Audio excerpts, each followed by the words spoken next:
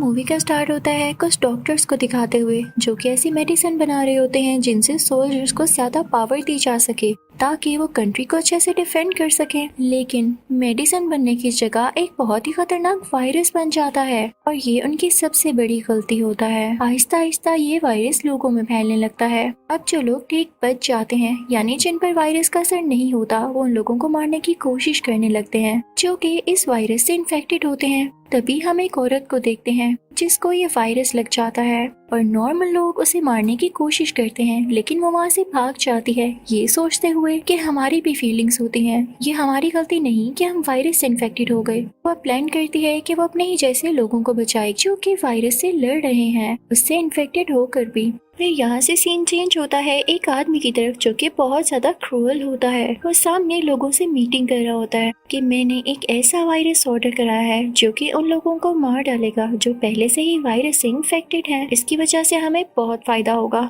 ये वायरस ना तो हमें लगेगा ना ही ज्यादातर लोग इस वायरस की लपेट में आकर मरेंगे यानी इन्फेक्टेड नहीं होंगे और वो वायरस जल्द ही यहाँ पर पहुँचने वाला होता है। तभी हम एक लेडी को देखते हैं जिसका नाम होता है वायलेट। वायलेट इस मूवी की मेन कैरेक्टर भी है। वो एक जगह पर उस वायरस को लेने जाती है लेकिन उससे पहले उसका आइडेंटिफिकेशन टेस्ट जरूरी होता है। अब वहाँ पहुँचते ही उसके फेस को स्कैन किया जाता है। फिर वहाँ से उसे एक रूम में बुलाया जाता है जहाँ पर उसका फर्दर चेकअप होता है। उसका ब्लड सैंपल लिया जाता है, उसकी आंखें चेक की जाती हैं, इवन उसका मुंह भी। ये सब इसलिए हो रहा होता है ताकि पता लगाया जा सके कि वॉयलेट इन्फेक्टेड तो नहीं है। अब जब इस बात का यकीन कर लिया जाता है कि वॉयलेट इन्फेक्टेड नहीं है और वो नॉर्मल है तो उसे एक आदमी से मिलवाया जाता है। उस आदमी ने खुद को बड़े अच्छे से कवर किया होता है और हम उसको ठीक से देख नहीं पाते। वो वॉयलेट को वो बैग पकड़ाता है जिसमें वो वायरस होता है। वो उससे कहता है कि ये बैग मैं तुम्हें दे तो रहा हूँ लेकिन जब तक तुम अपनी डेस्टिनेशन पर ना पहुँच जाओ तब तक इसको खोलना नहीं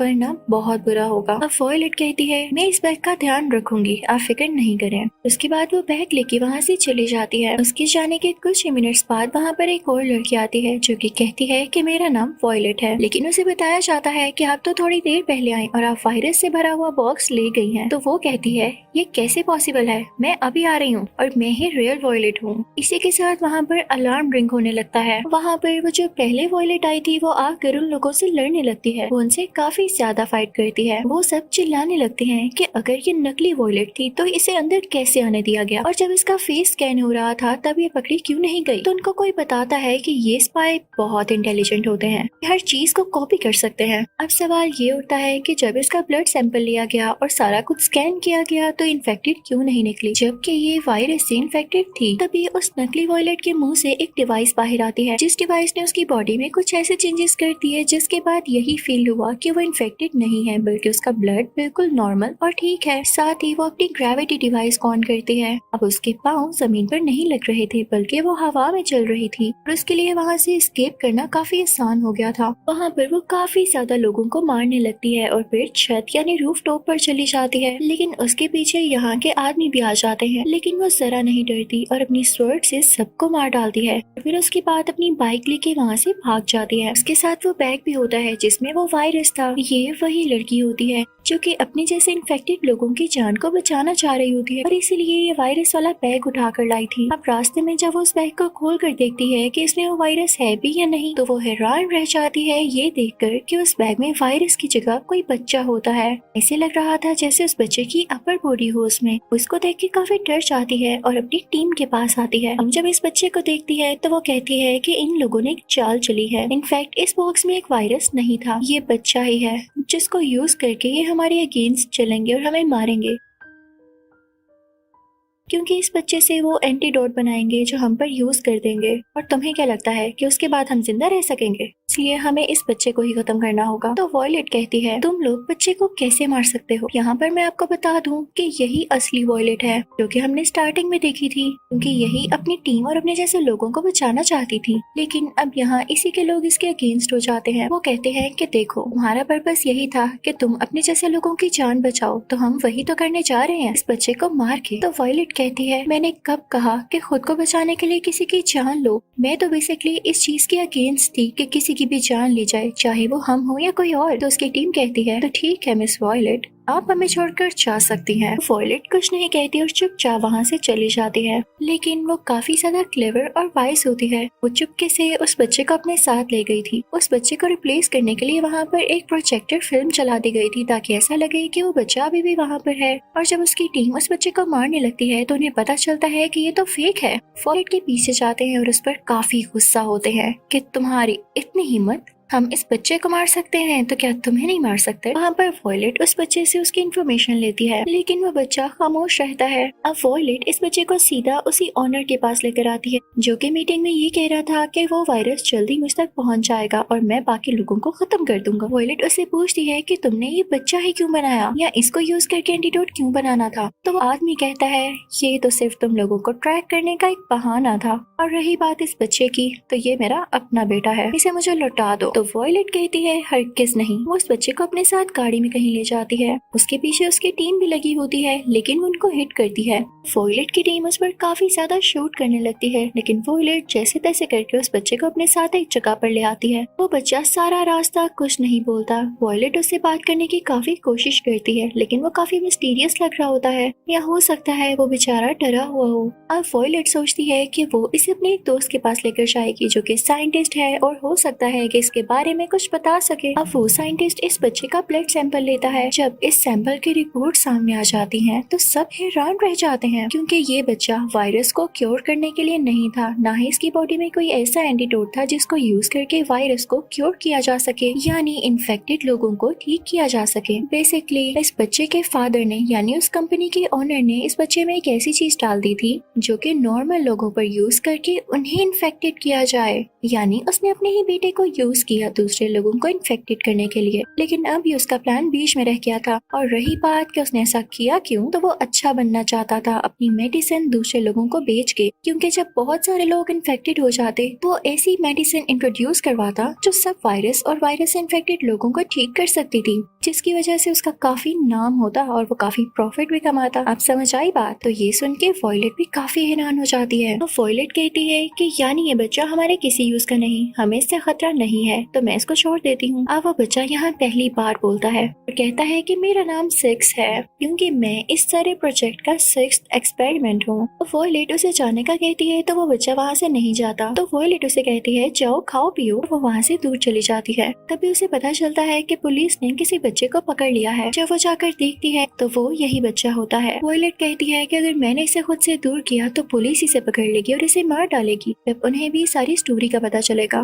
तो मुझे इस बच्चे को सेफ रखना होगा, आखिर मुझ में ह्यूमैनिटी अभी भी है। लेकिन जैसे ही वॉयलेट आगे बढ़ती है कि उस बच्चे को अपने साथ ले जाए, तो उससे पहले ही उसकी टीम का वही मेंबर आता है जो कि बच्चे को मारना चाहता था। उसकी टीम उस बच्चे को किडनैप करके अपने साथ ले जाती है और कहते हैं कि जल्दी हम इसका खात्मा कर देंगे। अब वॉयलेट के टीम मेंबर्स उस बच्चे को फांसी देने के लिए उसके गले में रस्सी लटका देते हैं, लेकिन वो बच्चा बहुत वाइस होता है। वो अपना जूता नीचे फेंकता है ताकि वॉयलेट को अंदाजा हो सके कि जूता कितने सेकंड्स में नीचे आता है। और इमेजिन करें कि अगर वो लोग इस बच्चे को छोड़ भी दें तो इस बच्चे को नीचे आने में जितने सेकंड्स लगेंगे, वॉयलेट के पास भी उतना ही टाइम होगा उन लोगों को मारने के लिए, ताकि वो उनको मारकर उसकी रस्सी को खींच सके और उस बच्चे को बचा सके।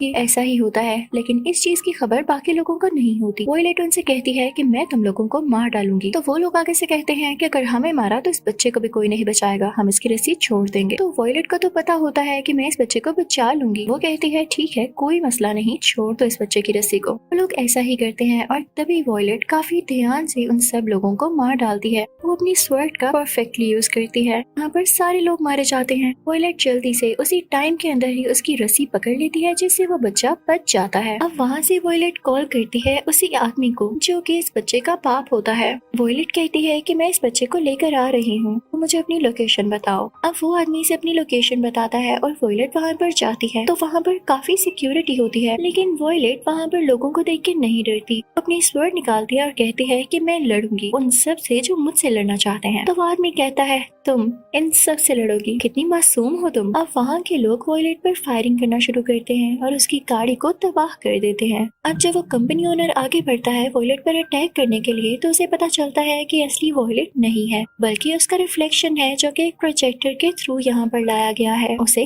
काफी गुस्सा आता है। अब वो कंपनी ओनर स्कैन करने लगता है कि आखिर ये बच्चा होगा कहाँ पर, क्योंकि उसने उस बच्चे के अंदर एक डिवाइस लगाई होती है जिससे लोकेशन का पता चल सकता था। वो लोग जब वहाँ पर पहुँचते हैं, वॉयलेट उस बच्चे के साथ राइड्स ले रही होती है और भी इंजॉयमेंट कर रही होती है। लेकिन जब तक वो कंपनी ओनर वहाँ पर पहुँचता है तो वो बच्चा भी होश हो चुका होता है, क्योंकि वो बेचारा भी अपनी बॉडी में किए गए चेंजेस को बेयर नहीं कर पा रहा था। यहाँ पर आते ही वॉयलेट पर काफी ज्यादा शूट करते हैं और वो बेचारी मारी जाती है। वो कंपनी ओनर बच्चे को अपने साथ वापस ले जाता है। दूसरी तरफ हम उसी साइंटिस्ट को देखते हैं जो कि वॉयलेट का दोस्त था। वो अपनी दोस्त की डेड बॉडी को अपने साथ ले आता है अपनी लैब में। वो उस पर कई ज्यादा घंटे लगाकर सर्जरी करता है, को ठीक करने की काफी कोशिश करता है और कहता है कि मैंने आज तक जितनी भी स्टडी की वो मैंने यहाँ यूज कर दी, मर नहीं सकती, तुम्हें वापिस आना होगा। और लकीली यहाँ हम देखते हैं कि वॉयलेट इतनी ज्यादा मेहनत के बाद फाइनली वापिस आ चुकी होती है। लेकिन जैसे ही उसकी आंख खुलती है वो साइंटिस्ट दोस्त से पूछती है कि सिक्स कहाँ पर है,